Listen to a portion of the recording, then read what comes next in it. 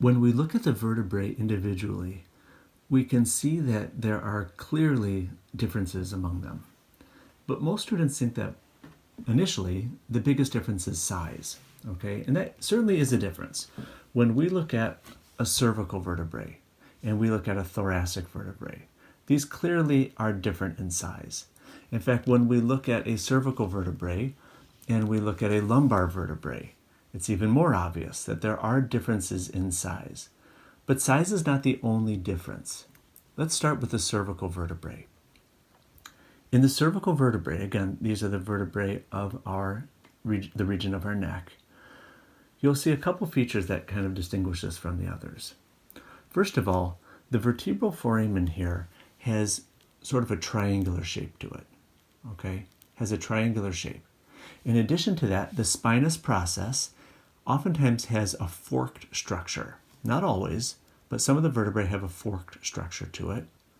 But the real feature, and this is the one I definitely want you to remember, is this structure right here. This is called a transverse foramen. And I can put my little pointer right through here. In fact, on the other side as well, here's another transverse foramen.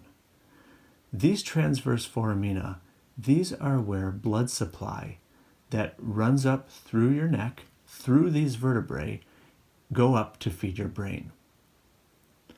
And when these vertebral arteries, which is what these little pointers are representing, run through the cervical region, they run exactly through these foramina. So if you see those foramina right there, the transverse foramen, you know you're looking at a cervical vertebrae.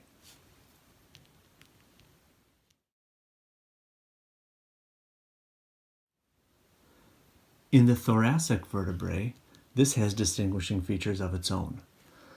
So I always think of a giraffe. For whatever reason, this bone looks like the head of a giraffe for me. And it's an easy way to remember it because giraffes have a long neck. This happens to be the long region of our vertebral column. But that's really not how to tell exactly that it's thoracic vertebrae. There's a couple distinguishing features that I want to talk about. First of all, these superior and inferior articular processes. The facets or the facets, the faces of these superior articular processes face posteriorly. And the inferior articular processes have facets that face anteriorly. So again, when I stack one on top of the other, the facets are facing posteriorly and anteriorly. If you see that, you're looking at thoracic. Another distinguishing feature that you'll see is the vertebral foramen. And this has a vertebral foramen that is quite round, has a circular shape to it where the spinal cord passes through.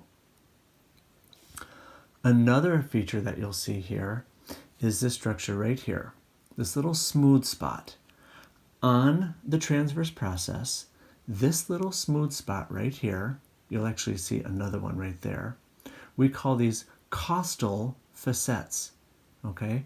Costa means rib. So if you look at the region of our rib cage, this is exactly where we find the thoracic vertebrae. Here comes a rib. You can see that it's going to articulate very nicely at these points. It's going to touch at this superior costal facet, this smooth spot, and this transverse costal facet. The rib sits quite nicely in there. And this is, again, the region of our rib cage or our thoracic cage. That's why we call them thoracic vertebrae.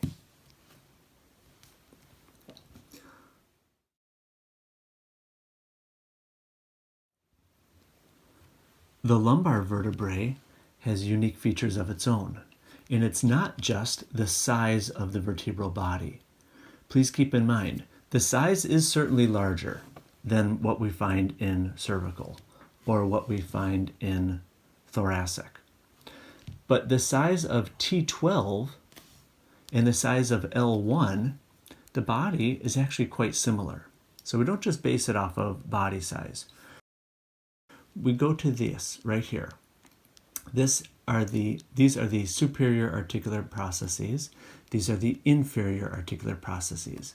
And you'll notice that We have the facets facing medial, and we have the facets facing laterally, which is why if we take a vertebrae, another lumbar vertebrae, and we stack them on top, you'll see quite nicely that they line up together at this point right here.